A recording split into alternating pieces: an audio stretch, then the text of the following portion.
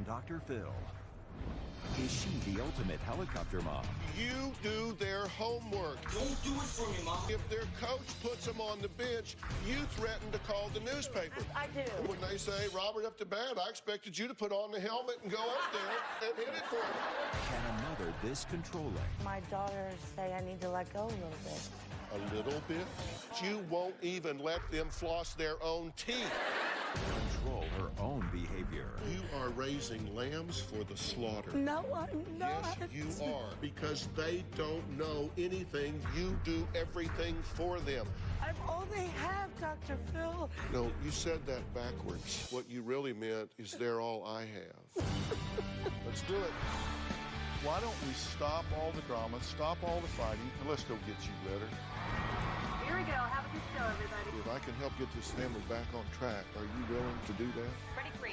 Take. This is going to be a changing day in your life. Go, Dr. Phil.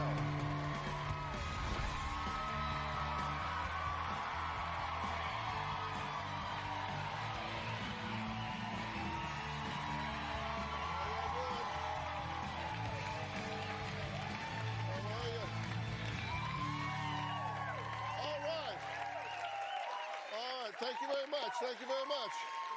Okay, listen up. I want to ask you a question. Which parenting style do you think is most likely to put your child at risk once they go off on their own?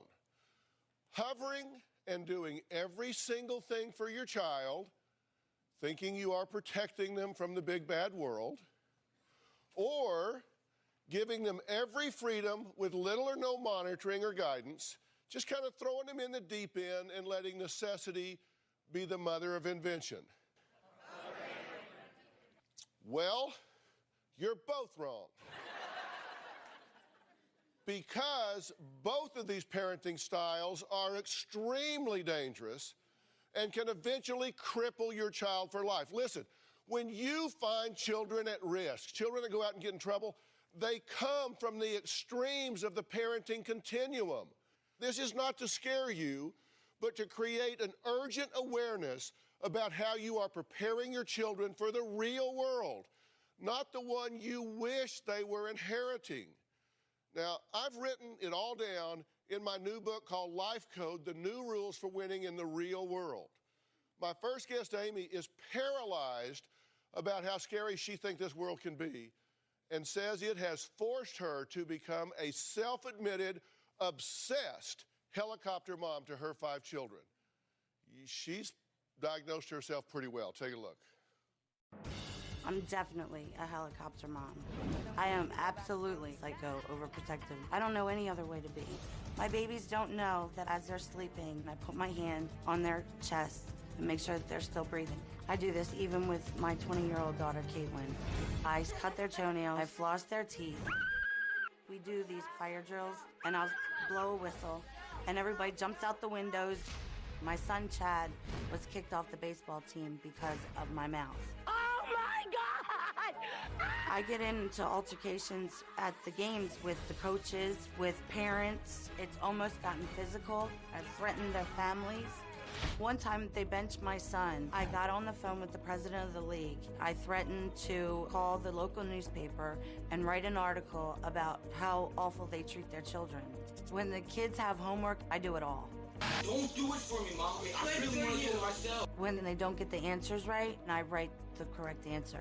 You're right, but I just... No, Mom, this is how I write. I'd rather fix it than let them get a bad grade. All of my children have very good grades. One time, Robert came home with a B, and I was furious. I got in my teacher's face. I got kicked out of their school. If my children talk me into allowing them to spend the night somewhere, I do a background check on the parents. I make sure that the house has smoke alarms. While they're gone, I'm calling them, I'm texting them. If one of my children gets into a physical confrontation with another child, I will get one of my other children to beat up that kid. My children have lost a great deal of friends because of how I act. I've already told my children, you are not going anywhere to college. You have to stay with me. Too many bad things can happen. Okay. Now, you're parenting from fear. Absolutely. Right? Absolutely. And I know I know what you're gonna tell me. I know you. I know. I bet you don't. I do. I bet you I do. I bet you don't. But listen, I know my application is wrong. Maybe I do go to the, I know I go to the extreme. But it's for their benefit. You think I'm going to throw you under the bus today? I know you are. Okay. You know, I'm really not going to throw you under the bus today, although you would fit nicely. Okay, but here's the thing. You say it's for their benefit. Absolutely. And you think you're doing the best for them, right? I do. Okay, tell me what your children benefit when you do their homework. I don't do all their homework. I mean, let's be fair. I don't do it all. Wait, no, hold on. Don't come out here and start moonwalking like Michael Jackson. Okay. I know what you do and what you don't do. I have a book on you that thick. You have been very forthcoming with us. Don't come out here and start waffling around on me. You do their homework. If their coach puts them on the bench, you threaten to call the newspaper. I do. I want you to take a look at this piece of tape right here. It is why I agreed, out of the thousands of stories that we have to choose from, this is why I agreed to book this story. Now, Amy's daughter, Caitlin, captured what happened when her brother, Robert, came home to find his mother doing his homework assignment yet again. Now, understand, this is a 15-year-old that catches his mother, catches her, doing his homework yet again. Take a look. Robbie, Mom is rewriting your essay. Why? What is wrong with my essay? Listen, this is the first paragraph. You wrote, have no time to eat. You need to start with... Mom, I'm in middle school. I'm not in high school yet. Okay, but... Mom, wait. You want me to try. Let me try. Don't do it for me, Mom. I really want to do it myself. Because if you do it, then it's your grade, not my grade. It's practically cheating. Cheaters risk everything. Learn nothing. Absolutely nothing. You're right, but if I just... No, Mom, this is how I write. I will improve in high school. This is just me. I don't need you to write it for me, Mom. Just let me risk it. I'm so sorry. I don't want to help you. It's okay. I know you always wanted to help me. And when I need your help, I'll ask you. I love you. I love you too. Oh, my God. You got a 15-year-old kid begging you not to do his homework? He's saying, let me try? I know. I'm sorry, but...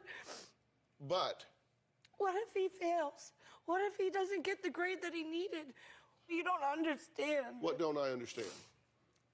The disappointment on his face when he gets a bad grade or how bad he beats himself up. I can't stand that. I can't stand it. So you're doing it for you, not for him. Because you said the disappointment on his face, I can't stand it. So this is about you, it's not about him. It didn't look like, no. But listen, no, come on. This young man is intelligent. This young man is right here. He's Robert. Wonderful. Robert, how you doing, buddy? Good, how are you? Good to meet you. Good to meet you too. You are begging your mother to let you do your own homework. Yes, I am. I've never heard that in my house. Never came up. Never came up. But it came up in your house. Why were you begging your mother to let you do your own homework, to let you try? I was begging my mother to let me do my homework because she's been doing it for all my life. And it's time for me to learn because I'm almost in high school and I'm not really understanding what I need to learn. I don't really understand what they're teaching me. And my mom's doing it all for me. And if she's saying that she's upset because of the bad grade that I get, but it's only because of her. She's always doing it for me. If she wasn't doing it for me, I would get a better grade. Okay, boy, That's an aha moment. thank you. You have a seat. I got it. That's an aha moment. What? That was an aha moment. Aha moment. You had to come here to figure that out? You had to come here to figure out that if you do spelling words, if you color maps, if you write papers, that he doesn't develop the skill set, the organizational skills, the articulation to do that? Yeah. Is he embarrassed at baseball when you go up there and bat for him? I don't go up there and bat for him. You don't? No. Well, thank God for that.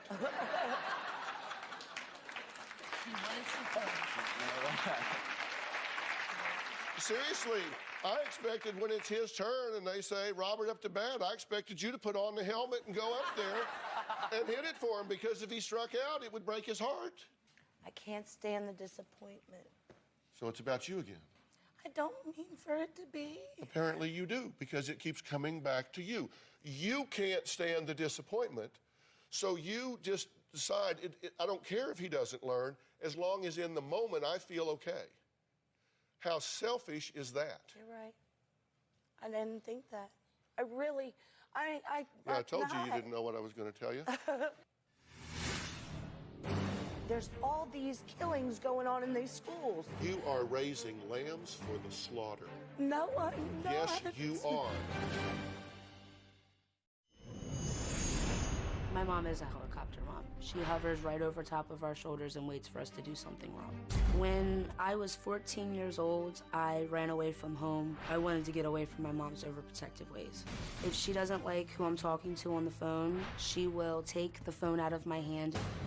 My mom has certain requirements that my friends have to meet. They have to have proper hygiene, dress right. Their parents can't drink. To this day, I don't have friends come over. I'm terrified that she may say something that would offend them. I don't believe I've learned as much independence as I should have because my mom is so overprotective and crazy. I found out about 6 months ago that I was pregnant. My mom tells me who's gonna be in the hospital room, when the baby's gonna be baptized, when the baby's allowed to wear shoes. You can't lay on your back. It stops the blood flow to the placenta. My mom has told me on more than one occasion that she's going to take custody of my child if I don't start doing what she says. I love my mom. My mom needs to learn how to have better parenting skills. So, you know, it's interesting when people see their life kind of played out on tape. It's kind of like a movie of your life, isn't it? Yes, it is. It gives you some objectivity. You step back and watch yourself on film. What did you just see, and how do you feel about what you just saw? I just saw my daughter say I need to let go a little bit. A little bit? A lot. I'm willing to do a little. You are threatening to abduct her fetus. No, I am not. I am not. Come on, Dr. Phil, I am not. I'm just saying, and listen, this is how it really went. You see my wife Robin out there? You Yes, I said come hi to stay her. with us. We'll take care of you. I want to come too. But listen, I said that I would take custody of the baby if it. Look, you're doing good to keep custody of the ones you got with the stuff you're pulling. Whoa, that was bad. I didn't like that at all. Yeah, well, you need to hear it because what you're doing is really, really absurd. You know, when I wrote Life Code, I did it because, and it was interesting, I did this book with my son Jay, because he actually has his own publishing company. I know. So he came and said, Dad, how about letting me publish a book for you? And I said, okay. And so I did this book, and I was more passionate about this book than any book I have written, because we have had a huge generational change in the last generation. As big a change in our world, in our life, that we've seen since the Industrial Revolution. We've had an explosion of technology and the internet and all of these things that have happened. We have to prepare our children for a very different world. But at the same time, there's all these killings going on in these schools. There's all this stuff that's going crazy. You are raising lambs for the slaughter. No, I'm not. Yes, you are. No, you are raising lambs for the slaughter because they don't know anything. You do everything for them. They are not street smart. They are not savvy. They don't understand what the risks are. They are not developing skill sets. They are not observing themselves master their environment. They don't get it. Do you understand what you cheat this young man out of when you do what you do for him? He told you. Dr. Phil. No, you listen to me. Don't think about what you're going to say next. Stop thinking internally. Listen to what I'm saying. When that young man is not allowed to develop skills, he doesn't have the opportunity to observe himself conquer obstacles in his life. I know that. That's how you build self-worth. That's how you build self-esteem. That's how you build confidence. What did I say? You said I'm cheating him out of his chance to shine. He and to doesn't accomplish get an these opportunity things. to master his environment. I understand. It's called attribution theory. That's how you attribute certain things to yourself. When you see yourself master your environment, when you see yourself conquer obstacles and overcome challenges, then you say, wow, I can do that. And in the world we live in today, you better start building your resume. You better start observing yourself do it. And you're telling her that you're going to take her baby away from her? To protect the baby in case something... I'm not a protect word freedom again. fighter. You hear that a lot I don't too, know. don't you? I'm quiet. So you must believe you just raised a couple of morons here. I knew you were going to say that, and no, I don't. Well, apparently you do because They're wonderful and smart and intelligent, and they're generous, and they're leaders, and they are amazing. Amazing. Blah, blah, blah, blah, blah, They blah, are. blah, blah, blah, blah, I blah, wish blah, you blah, blah. knew. They are so wonderful and amazing They that you are. won't even let them floss their own teeth. I just want to make sure that... Oh, boy. How basic is that? Okay, we have to take a break. Next, so what happens when Amy's children rebel against her overprotectiveness? Now, Caitlin says it's a side of her mother she is very frightened of. We're going to talk about that when we come back.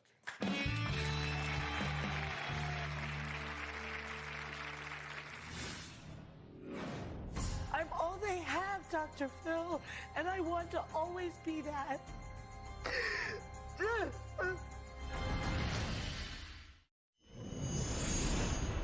It makes me feel really embarrassed when my friends say, "Why aren't you a last man?" And I just say 2 words, "My mom," and they understand. It is very embarrassing. Then they get really angry at me, and they don't want to be my friend anymore.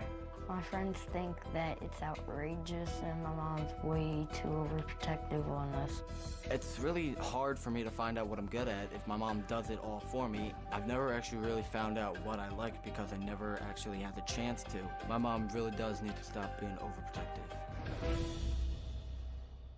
Well, that was Robert and Amy's other 2 children who are humiliated and embarrassed by their mother's overprotective parenting style.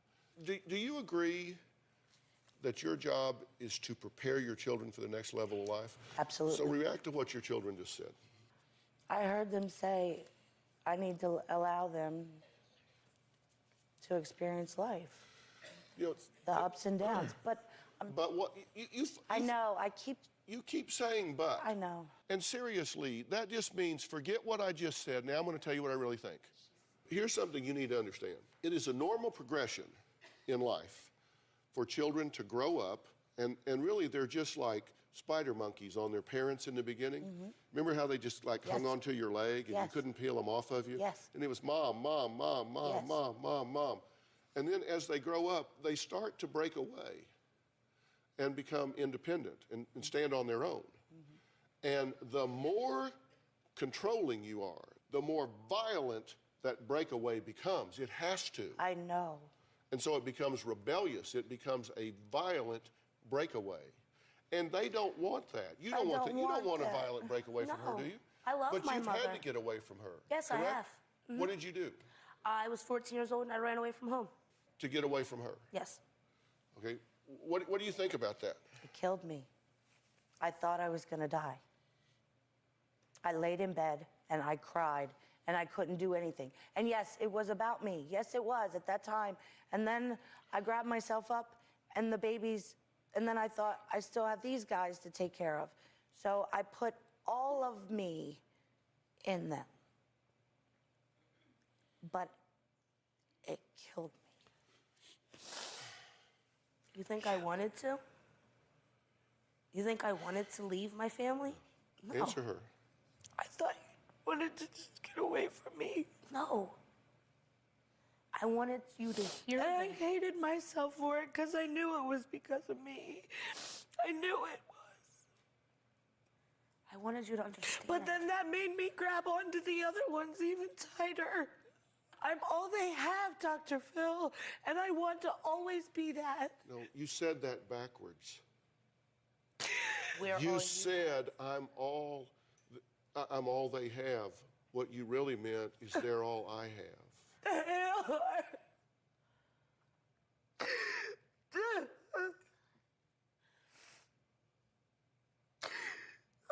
What would I be without them? But I don't want them to hate me. But do you understand how that puts your agenda ahead of theirs? It can get to the point of being really unhealthy. It is. Have you ever heard of the term Munchausen? No, sir. Take a look at this definition I put up for you. Munchausen syndrome by proxy is a controversial term that is used to describe a behavior pattern in which a caregiver, that's you, deliberately exaggerates, fabricates, and/or induces physical, psychological, behavioral, or mental health problems in those who are in their care. Wow. That is the opposite of what I've ever wanted. No. That's the opposite of what I ever wanted. So, never heard of that. But read it. I know, that's me. You've got a young man down here that you won't let do his work so he doesn't develop the skills he needed in the 5th grade, 6th grade, 7th grade. So you are inducing in him a dependency on you because you just said, it's all I have. If you never had a life before your children, how do you make one? That's a valid question, and I'm happy to answer it, but the answer is not that you abuse them by holding them back to entertain you. I didn't think I was. I swear to God, I didn't think I was. You know, kids grow up and leave. You will become an empty nester. I'm an empty nester. Robin's an empty nester. But you two have each other. I'm a single mom, Dr. Phil. You have someone. I have no one. I have no one. But the solution to that is not to deny them their lives. I'm 20 years old and I'm still intimidated by my mother. My mom does get angry out of nowhere. My mom's voice changes into this deep, evil, demonic, growl. No! My mom does get angry out of nowhere. My mom's voice changes into this deep, evil, demonic, growl. No! When my mom is angry, all she does is yell. It's loud enough for my neighbors to hear. First, it starts with a look. That's the look. And then I start screaming and hollering. But I have taken the belt and slapped it against the wall to scare the life out of them. My mom has used the belt on us. If my children talk back to me, they get smacked in the mouth. If I hurt my children, I'll go in the bathroom and I will cry and cry and cry. I'm 20 years old and I'm still intimidated by my mother. See, the pendulum swings. You go from being overprotective and coddling them to going the other way. And it's painful. When we took our first child to college at the University of Texas, Robin, she cried. Yes. From the minute we pulled out of the parking lot for, I guess, the next 2 weeks. Yes, see, I always thought I was a mother like her. I'm not kidding. No. I always thought. Okay, hold on. I gotta say something for your defense as well. No. You are over.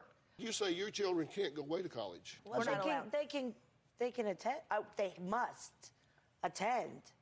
But you say they can't go away. They need to live at home and go to community college.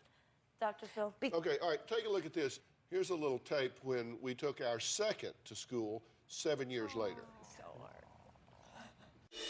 We're in Dallas, moving Jordan into SMU this weekend. The one thing Jordan said we could do is make his bed. He wants to put everything else in its place. I looked at him, I said, Jordan, everything's done. Would you like for us to leave? And he goes, yeah, you might as well. It was so easy. He didn't have any fear in his eyes or any fear in his voice. He was excited. It's like every mother's answered prayer. I got a call just last night. He said, Mom, why are there 2 mattress pad covers on my bed? And I went, are you just now changing your sheets? He goes, yes. And I went, I put those on 3 weeks ago. So, yeah, he still needs some help. I can remember when Jay first left, I said, oh my gosh, I didn't teach him to cook. I didn't teach him to iron. He's down there somewhere hungry, wrinkled. What am I going to do? You know, I didn't teach Jordan either, but because Jay went first, I knew that Jordan would be okay. I agree, 1,000%. But you know what? They did just fine. They're still alive today. I know, but I do they're the out same there thing. kicking. Jay is married. I know. He has, this is Jay with his little family right here, you can see. And you know what? He got through without her. He was wrinkled and hungry, but he survived. He survived. He probably... Do you have this same talk with Robin? Do you seriously? What? Because I do the same thing. You have to we're changing the sheets. I'm ironing their clothes. They have to have creases. No, they don't. They just do what they do. And our son, Jordan, he lives on the road now and is a touring musician with Stars in Stereo, his band, and lives in a bus, for God's sakes. You know, you just turn them loose because you prepare them to go. And you let go, right? I did feel confident that we'd prepared both of them to go out on their own. I did feel confident about that. I will admit that when I told Jordan we're going to go now, I wanted him to cry and say, no, Mom, don't go. Yes. But when he said, okay, bye, I was like, that's it? But really, inside, I felt really good about that. I was really happy that he was immediately prepared to be on his own. Immediately. You just How parent come they're differently. not angry with her? What? No, I'm not kidding. You Because guys are she laughing. never did their homework for him. She All right, never what about brushed their besides teeth. the homework? Why aren't they angry with her? Well, why would they be? Because she's doing the same thing I'm doing. What? Well, no. Oh, please, I'm sorry. I'm really sorry. Cat fight. No, Robin, I love you. But she irons their clothes and makes them meals and packed them up. They didn't even know what they had when they got to college until they opened their bag. That's who I am. That's what besides the homework, besides the angry Amy, I do that. Oh, yeah, let's just cross those things off. Okay. Let's just cross those things off. All right, listen, I'm going to tell you what I think is going on here. We're going to take a break. And Robert, if you would, because we're going to talk about some things here with your mother that are not for 15-year-old ears, I'm going to ask you to excuse us for just a while, and then you can come back. Okay. So we're going to take you backstage for a few minutes, and when we come back, we're going to talk about the real reason that I think, and I think Amy will agree, that she feels that she needs to protect her kids 24/7. We'll be right back.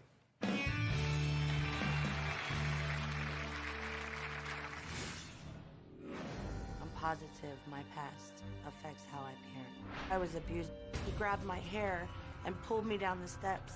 He told me that if I ever told anyone, he would kill my mom. When Caitlin was 6 months old, she bounced off the bed and landed on her head. I went running as fast as I could to the fire department, screaming, banging on the door as hard as I could. She's gonna die, she's gonna die. And the fire department looked her over and then started laughing. And by the time I realized why, I looked down and I didn't have any clothes on. They inspected her, but she was fine. Those are just a few of the many outrageous examples of my guest Amy's helicopter parenting style.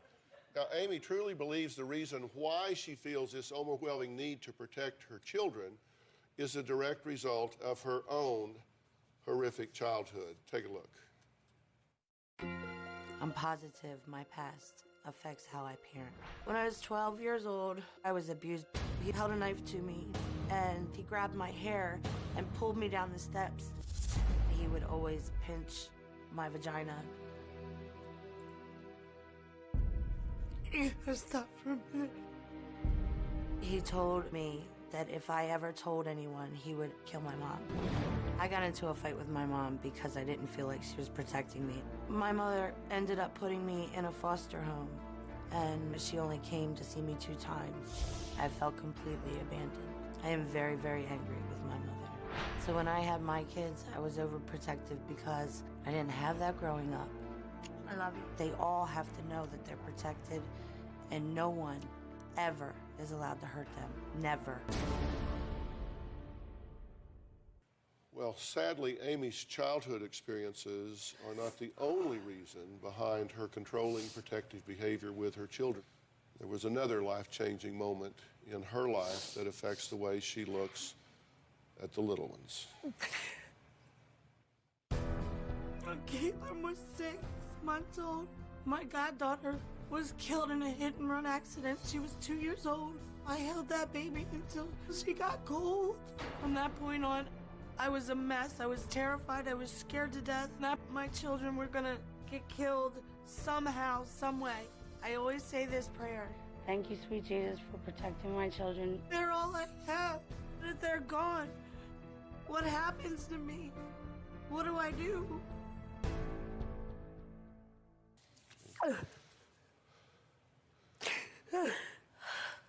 These things changed who you were. True? Very true. When this abuse happened to you, let's start there first. What did you do about it? Who did you talk to? I told my mom. She didn't believe me. Nobody did anything. Nobody stopped it. And it wasn't important. So you understand that nobody stepped up and protected you as a child. No.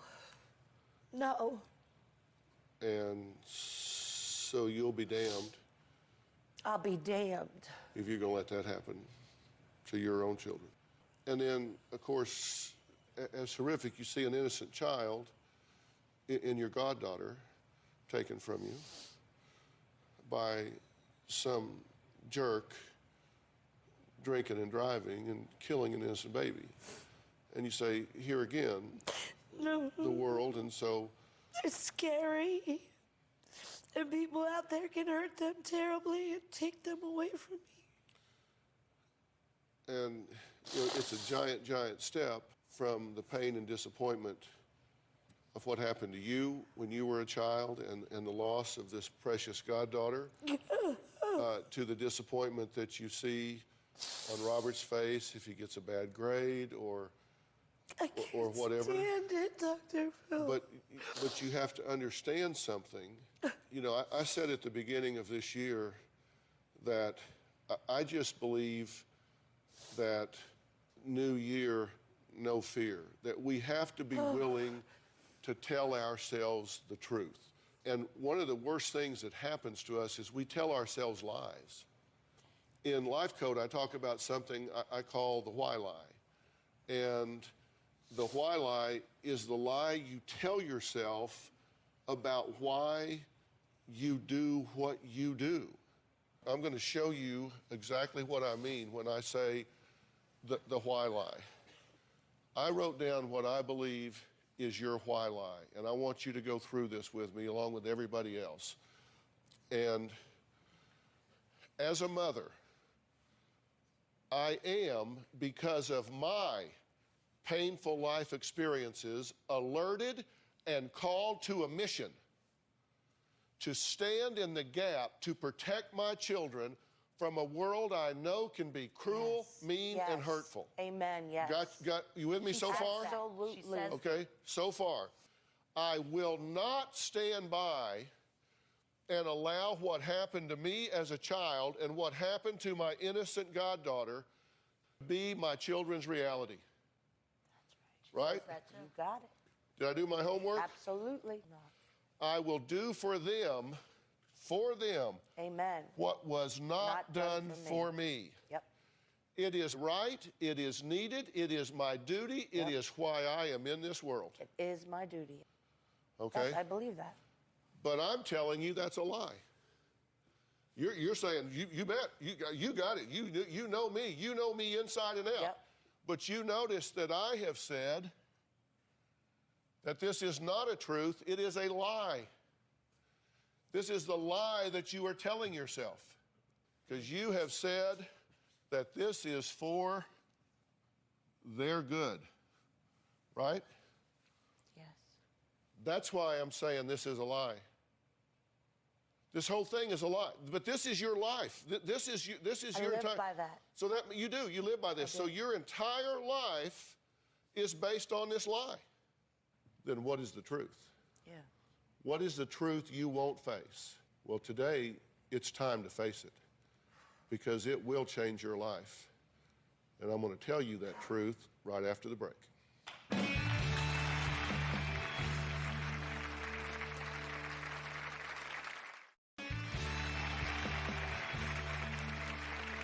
just talked about the why lie. And you said, yes, that is what defines me. And so that means, if you accept my definition, that your life is based on a lie. Because you say that as a mother, you are protecting your children so it doesn't happen to them the way it happened to you. That's right. Then what is the truth? Right. This is the truth that you fail to see. I have been emotionally wounded. In fact, crippled by my early life experiences from which I never healed. The pain and neurotic anxiety drives me to live vicariously through my children. I somehow believe that if I can keep them safe and protected, the scared little girl that still resides within me will at last feel safe and protected. You got it, Dr. Phil. Because no one ever talked to her.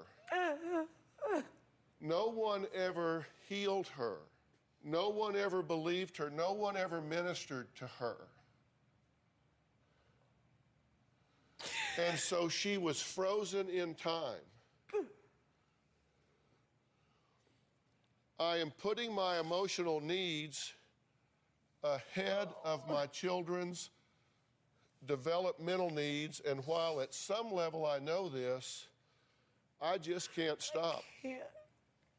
Because I am addicted to the reassurance that over-control affords me. Absolutely. And I put the last lines in all caps. And I want you to read those for me. All of this overprotectiveness is more about me and my pain than it is about them and their risk levels. I'm so sorry. I'm so sorry. I'm so sorry.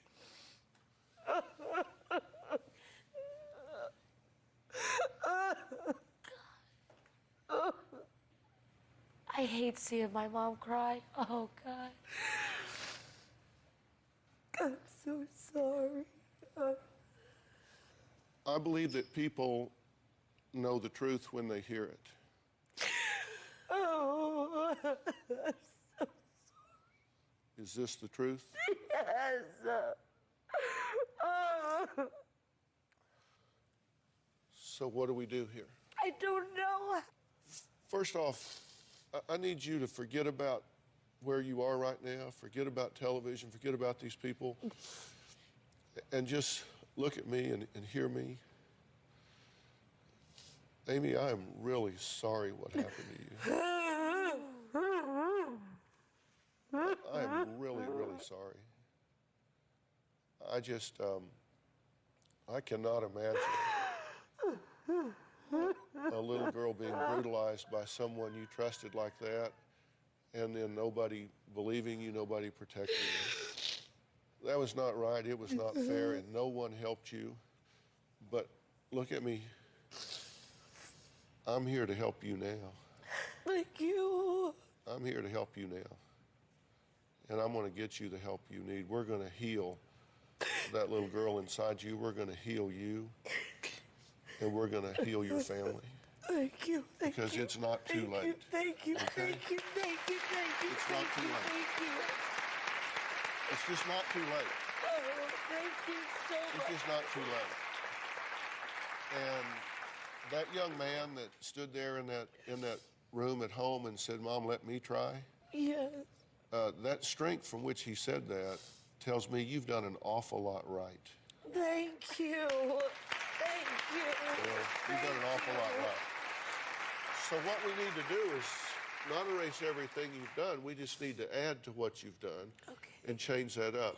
But we need to heal Mom and then get your family some help to try to put together a plan where these kids really learn to stand on their own, where you recognize their competencies and let them build their confidences. Okay. And we're going to do that. I would love to be able to see that. I would love All it. right, we're going to take a break, and when we come back, I'm going to tell you why success-only parenting can spell absolute disaster for your children. We'll be right back.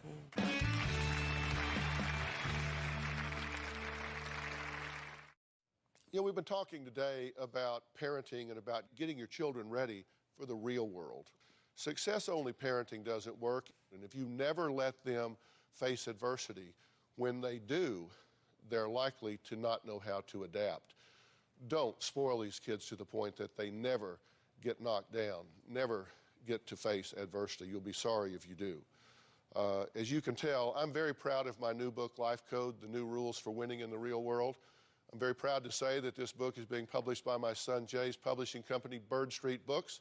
It is available in stores now, and everybody in the audience is going home with a copy. So thanks for being here so long.